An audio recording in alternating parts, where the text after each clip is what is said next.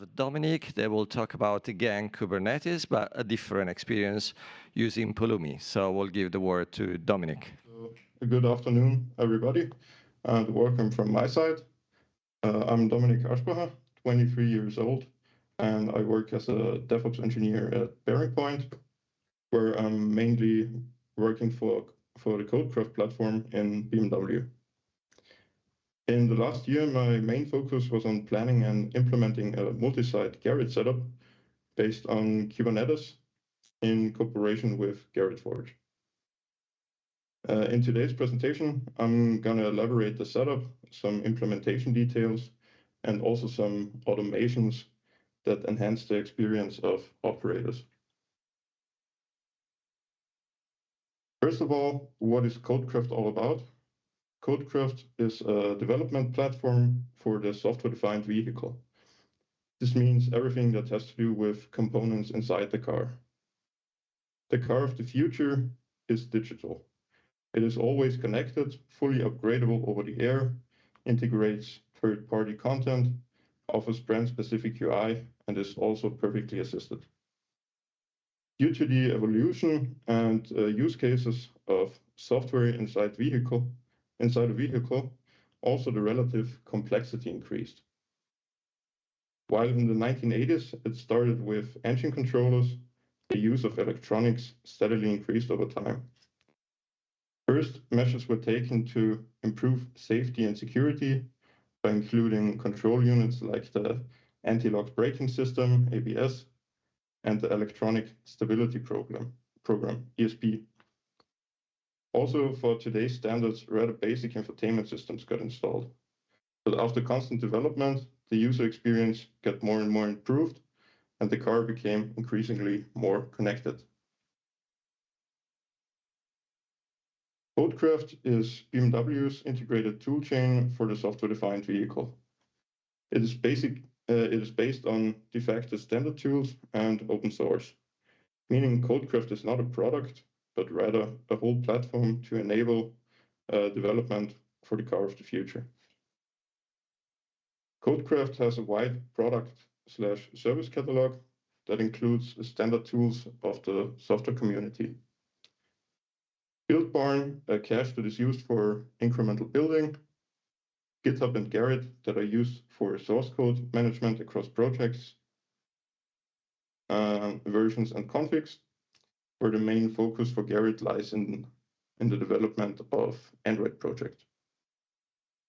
For continuous integration, Zool CI is used because of its ability to handle complex dependencies and also because of the fast feedback.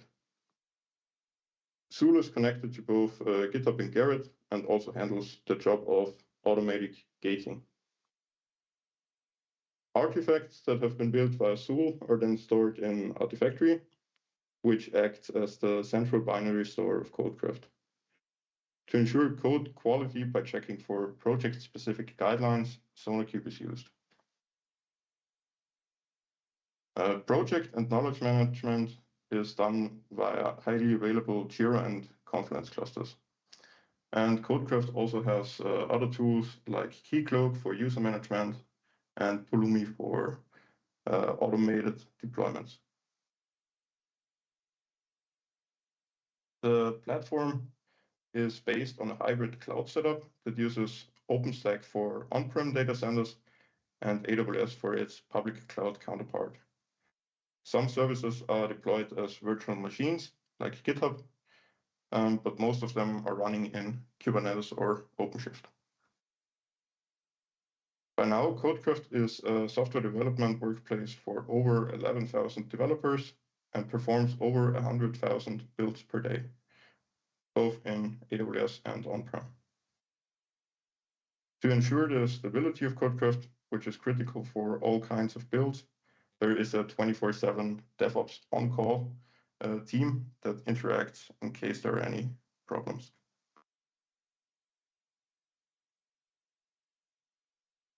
Now that you know what CodeCraft is all about, I want to dive deeper into the Gerrit setup, starting with the overall architecture that uses Kubernetes and Istio, the replication between nodes and data centers, networking, the deployment, which is written in Python and Pulumi,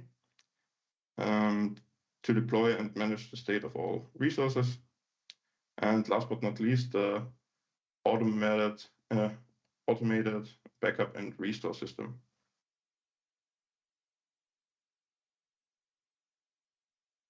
As already mentioned before, the Gerrit setup is based on Kubernetes and spreads over 3 regions. On top of Kubernetes, Istio is used as a service mesh that creates an overlay network, allowing the services to easily communicate with each other. It also provides MTLS encryption for all traffic that is handled by Kubernetes services. In each region, a Kubernetes namespace called Gerrit exists, where all necessary resources are deployed to. On AWS, the Elastic File System, or short EFS, is used to provide a shared file system for all Gerrit nodes within that cluster. In the on-prem setup, this is handled a bit differently because each node has its own file system. Due to this difference in the architecture, also the replication is handled a bit differently between AWS and on-prem.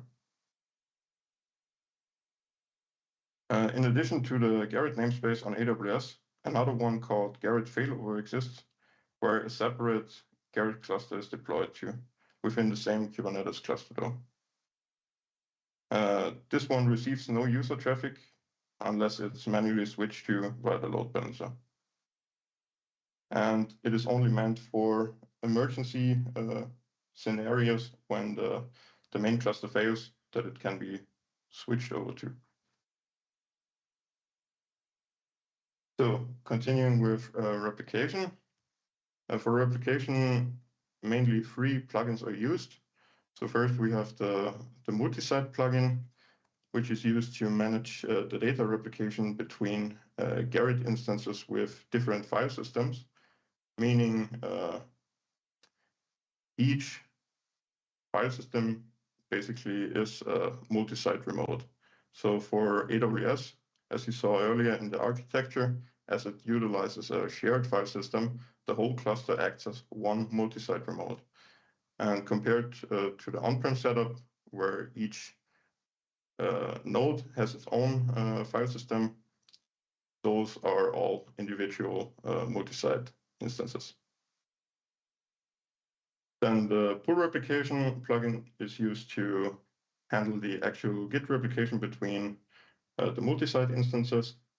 And it is used over the push replication plugin because it's much more efficient and therefore a lot faster. And last but not least, the high availability plugin. This one is used in our setup to keep the index and the cache evictions up to date in an AWS cluster. So if a node gets an update and the Git data changes, also all other nodes make sure to update their index so that they are up to date with the change. In this diagram, you can see that all of the Gerrit nodes use the multi-site plugin, but the high availability plugin is only used within the one AWS cluster that uses the shared file system.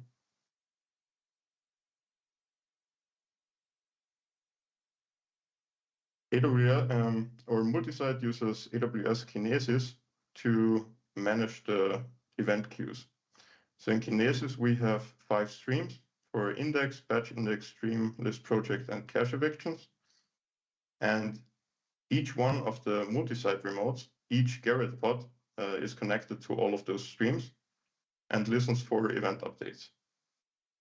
The difference between on-prem and AWS is that on AWS, it uses one instance ID for all the Gerrit pods, as I mentioned before, because it uses a shared file system, and therefore the change only needs to be updated once, and all the other nodes only need to update their index.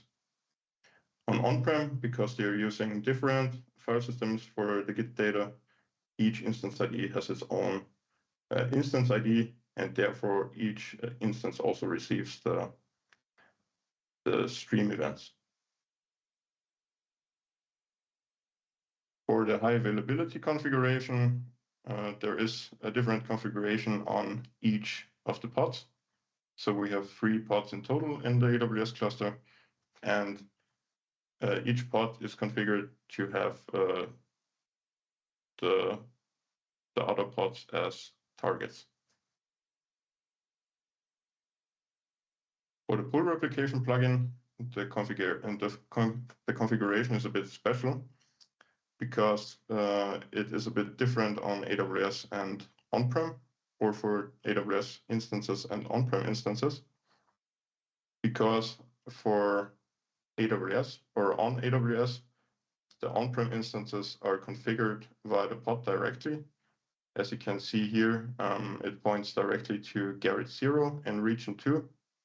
So it goes directly to one specific pod and not to a load balancer that spreads over the pod, compared to the on-prem configuration that points to AWS, because there you can see it only goes to Gerrit-region 1, which means it's the overall load balancer of the Gerrit pods in AWS.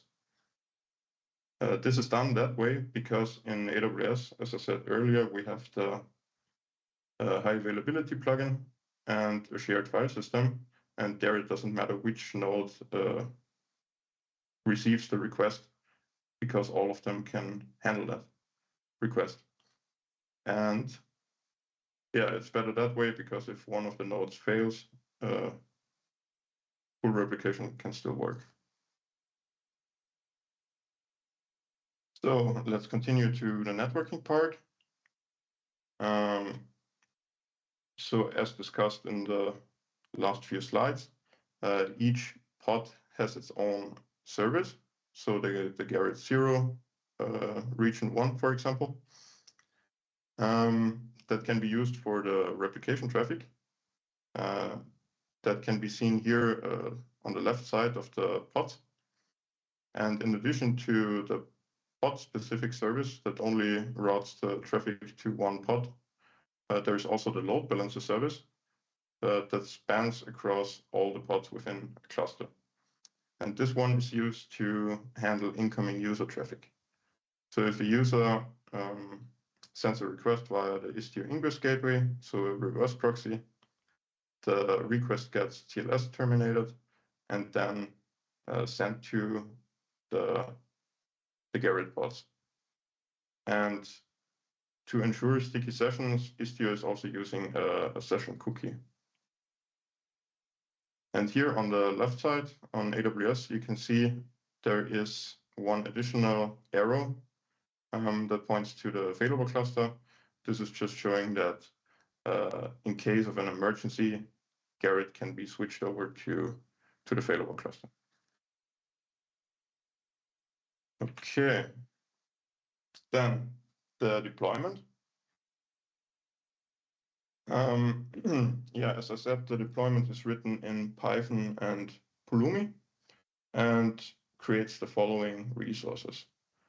So first of all, it's creating some random secrets that are used, for example, for the pull replication bearer token, the Prometheus bearer token, some SSH keys, and so on. So those are just randomly created secrets by Pulumi.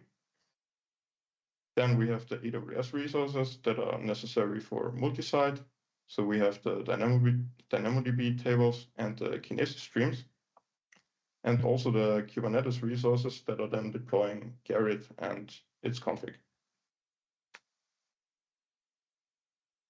So starting with the secrets, there are multiple secrets deployed. First, we have the HTTP bearer token for the Gerrit controller, which is a custom script, a custom script that runs before Gerrit or in front of Gerrit and manages the state of it. Gerrit controller provides an API protected with the HTTP bearer token to start, stop Gerrit, and also to create backups. But more on that later. In addition to that, there is also the Prometheus bearer token, pull-replication, and also the SSH keys. Those are handled by Pulumi because we didn't want Gerrit to manually, or Gerrit to create the SSH keys, so that we have the state in Pulumi and can deploy them to all of the regions. Secrets are generated in Pulumi by using the random library, and there the secrets can, or the random passwords can just be created by creating objects of random password. And there are some attributes like the length and which characters should be used. And for the SSH key, also the algorithm and some details can be specified. And after it has been generated in Pulumi, the result can then be used in the deployment. AWS resources, or for AWS resources, we have the KMS key, which is used for the encryption of the Kinesis streams and also the DynamoDB tables. Then the Kinesis streams for multi-site are the ones that were shown before. And then for DynamoDB tables, we have 5 tables per multi-site instance, which means 1 table for each multi-site stream. In addition to that, there are also auto-scaling targets and policies for read and write, so that the DynamoDB tables can be scaled up automatically. Additionally, there are also 2 tables for the global RefDB and the logs, which also has auto-scaling resources. So this means for 5 multi-site targets with 1 AWS cluster, 2 nodes in region 2, 1 in region 3, and 1 in the failover cluster, we have 5 Kinesis streams, 27 DynamoDB tables, and 108 auto-scaling resources that are automatically created by Pulumi. And yeah, this is how you create the Kinesis stream and the DynamoDB tables. So it's also the same as before for the random secrets. It's just a stream object that has some configuration, and by creating the object, the constructor ensures that the resource is then created in AWS. So the stream is created and also the tables. For configuration, we're using Jinja 2 templates most of the time. So if there are any instance-specific configurations, there is always a template that is then called from the deployment and filled with its corresponding values, depending on the instance. So in this case here, you can see the secure config, for example, which checks if some plugins are enabled, and if they are enabled, the configuration for it is added. In Kubernetes, the template is used as follows. So it's calling this render config template function that takes the config file name, which is secure config in this case, and also some values as the dictionary below. This is a bit shortened, but as you can see, it receives the values and then renders the file into a complete config file and stores it in a Kubernetes secret. In this case, in a Kubernetes secret and not a config map, because it's including credentials. In addition to the standard secrets and config maps that are the same for all the pods, so for example, the secure config, which is the same for all Gerrit instances, there are also different instances per pod. For example, the Gerrit config and the high availability config, because each of the configs needs to include the different remotes in case of the high availability, for example.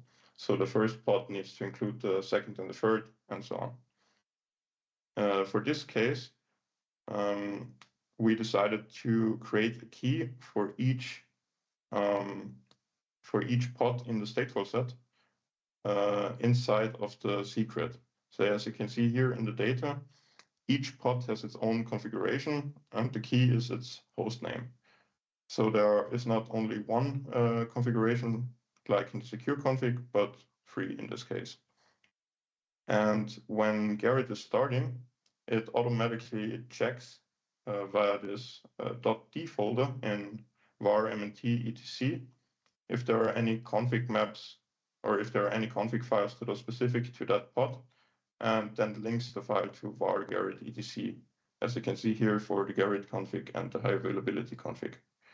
And for general configs like git tiles and health check, the configs are just mapped like this. Then we have the Istio authorization policy. This one is an Istio resource that is used to limit the traffic between Gerrit namespaces. So this is used for the Git traffic because we're using the Git daemon on each Gerrit pod to handle the pull replication via Git. And because Git is not using any authorization, we had to create an authorization policy so that only the Gerrit pods are allowed to access that port, because otherwise all the repositories would be open for any other resource to access.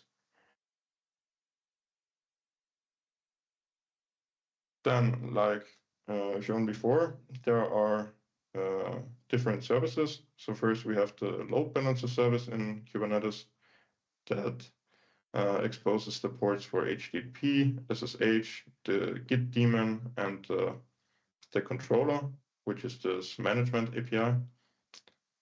And as you can see here in the selector, this points to app Gerrit, which means to all of the pods inside the stateful set. So this is just a load balancing service. And then additionally, we have a service for each pod, which is called Gerrit-index. So for example, Gerrit-0. And this one then points to one specific pod. As you can see down there in the selector, it points to one specific pod name.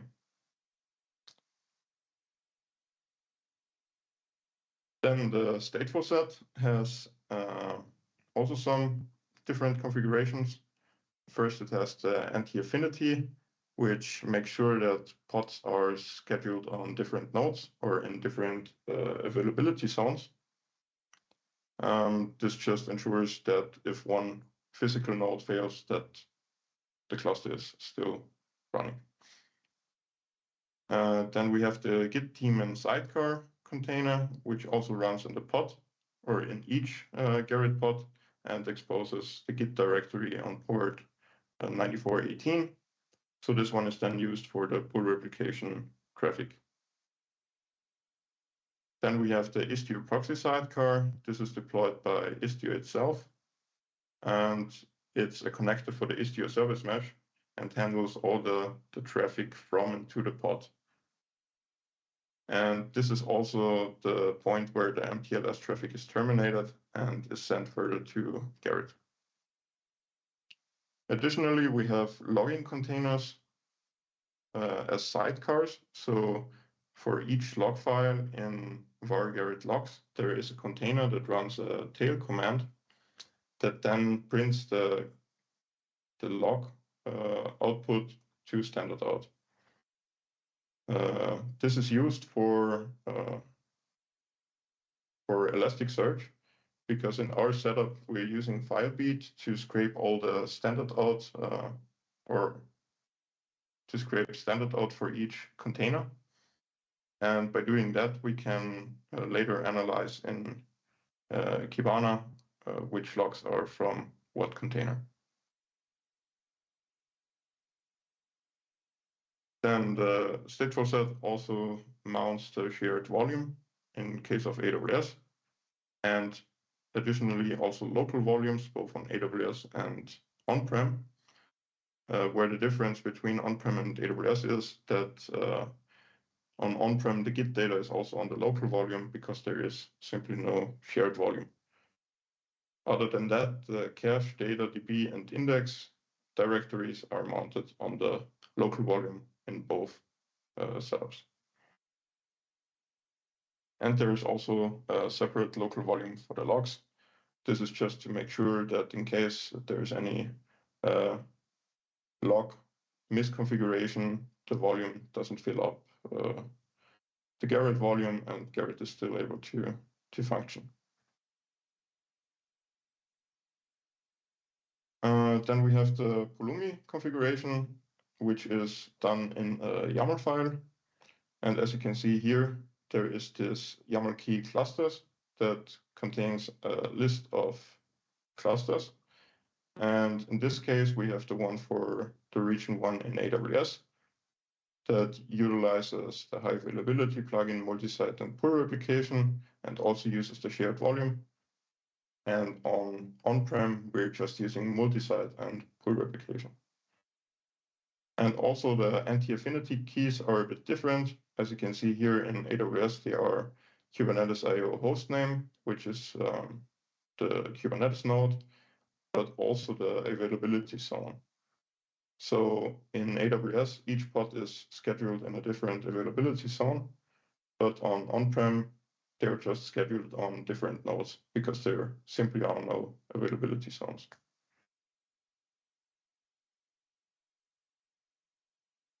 The backup is done via the Gerrit failover namespace. So this Gerrit failover namespace is not only used for emergency scenarios, but also for the daily backup. And for that, a separate component called backup sync has been introduced, which is again a custom Python script or Python API that includes a cron schedule to trigger the backup, which is also configured by the deployment. So in the deployment, a time is specified when the backup should start. And then backup sync sends an HTTP request to Gerrit. And on Gerrit, there is the Gerrit controller, which also has a management API with a backup endpoint, and that then handles the backup. So the procedure of the backup or the procedure of the backup endpoint on the Gerrit instance is as follows. First, Gerrit gets stopped, so the Gerrit process, so that all of the data is consistent and there are no writes while the backup is done. Then the archives are created for cache, data, DB, Git, and index. And the archives are stored on the AWS EFS shared volume in a backup directory. And after that is done, Gerrit can be started again. And to ensure the backup is not just on the same volume, but is also backed up every day, there is an AWS backup job that is responsible for backing up the whole EFS. So in case of an emergency, the AWS backup is restored to the EFS file system, and then the archives can be restored later on via backup sync. But more on that later. And here is a demonstration of how the backup sync works. So on the right side, you can see the backup sync cron started at midnight, triggering the backup. And after that, you can see on the left side on Gerrit, the backup job was triggered by the API endpoint.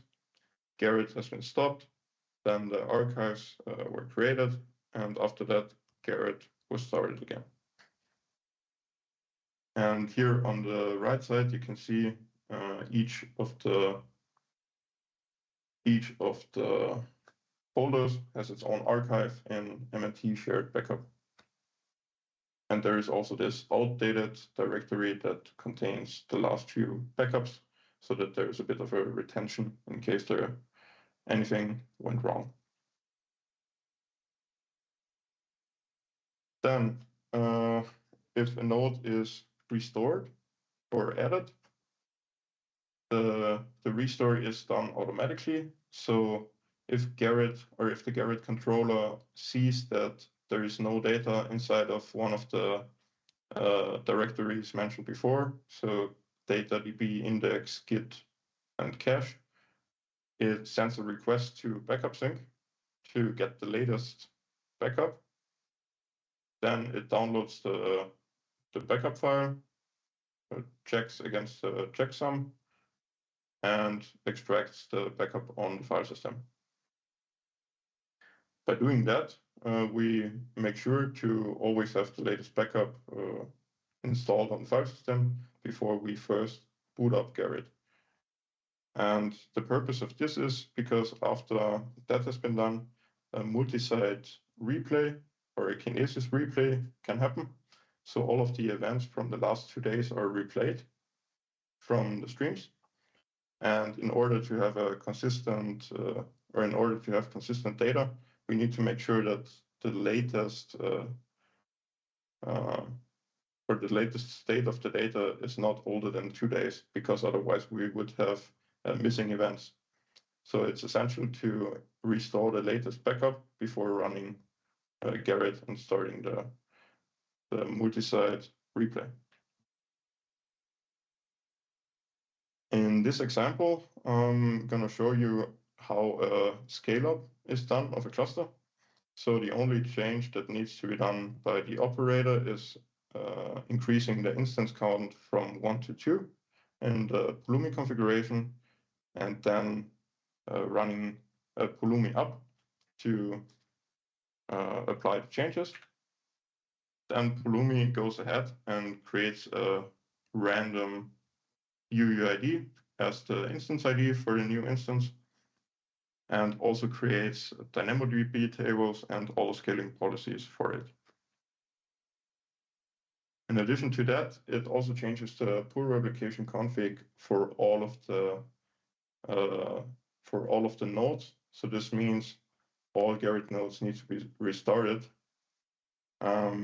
because there is a new remote added, and each one of them needs to be aware of it.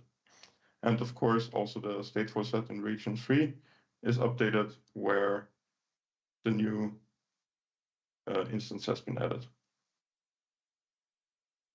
When the new pod boots up, you can see here that what I explained earlier, it's using backup sync to download the latest backup because there simply is no data available yet. And it does that for each of the directories, including the Git data. Then it symlinks the config files, and after that, it's able to start Gerrit. And yeah, that is basically how this whole automated restore works. So it's just using some custom Python scripts that are handling the management of Gerrit and also serving the backups. Thank you very much. And now we got some questions, actually lots of questions. I believe it was really interesting. That's why there are so many questions here. So let's start with can the Gerrit at CodeCraft implementation be used in other environments? Are you guys planning to open source? I'm not aware of any open source plans for the deployment, but I guess with the information in this talk, it should be a bit helpful if you want to implement it yourself. But I'm not sure about if there are any plans regarding open sourcing the deployment. Thank you. The second question is, at BMW, what version of Gerrit are you actually using on-prem and in the cloud in CodeCraft? It's 3.7 now. so the latest 3.7. Thank you. Another one is, when setting up this setup, did you consider using K8S Gerrit project? If yes, why? And if no, why? Is there any production-ready version of a Kubernetes deployment that uses HA multi-site? And unfortunately, the answer is no, because we've seen that K8S Gerrit is still very far away from implementing, for instance, the multi-site part. And this one is way more advanced using Pulumi. So if you're using pull replication plugin, why do you need to use the Git daemon at all? Aren't all replication handled between Gerrit nodes using pull replication already? Yes, they're using the pull replication plugin, but for the actual Git data replication, it's using the Git protocol, and therefore it needs the Git daemon on each instance. But you can also elaborate that a bit more. Yeah, no, that is correct. So if you use the Git protocol, Gerrit does not serve Git protocol as is, because Gerrit needs to do authentication. And there is also another problem. If you use the pull replication directly and the endpoint, when you make a project hidden, the only API you can execute is unhide the projects. So if you don't use the Git protocol, you set one project hidden, it is impossible to replicate that project, because you call pull replication, the other will say, oh, can you please give me the project state? And say, no, there is no project. So the Git protocol, in the case of hiding a project, if you want to replicate the hiding state, you have to use the Git protocol at the moment. Maybe if we define a fix that if you have the bearer token, then you can see hidden projects, then you won't need to use Git protocol at all anymore. Even if you stop Gerrit, how can you back up the Git data given that it's shared across all the other nodes? Do you need to go read-only to avoid repository corruption? No, because the backup is done by the failover cluster, which is not sharing the same file system with the productive Gerrit cluster, but is rather its own shared file system. So they are completely different file systems. And they're using multi-site to do the replication between them. So the changes are replicated to the failover cluster with multi-site, and therefore this one can be used to do the backup without impacting the production Gerrit. Yeah, actually, that is a very nice example on how to use multi-site even just for backups. Because one of the typical problem of backups is consistent backups. Because you can backup also a Gerrit server while it's running, of course. When you restore it, you will find out that it's not consistent. But in that case, you multi-site, basically, you stop one Gerrit server that will stop consuming events. Then you do your backup, you have a consistent snapshot of your status. And when it's coming back using the events broker, it will catch up on everything that was left. And then in that case, there is absolutely zero impact on the existing servers, and your backup are always consistent. Yeah, that is a very good example. During backup, what is the compression rate you can achieve on your Git folder? I'm not sure if there is a lot of compression to be done yet, because we're not really in a productive state yet with CodeCraft Gerrit. So there are only a few projects by now. But I guess if you have the garbage collection enabled, there is not really a lot of compression to be done there. So maybe it might be also better to not compress them at all and just tar the folders. Thank you very much, Dominik. Very interesting presentation. Thanks a lot.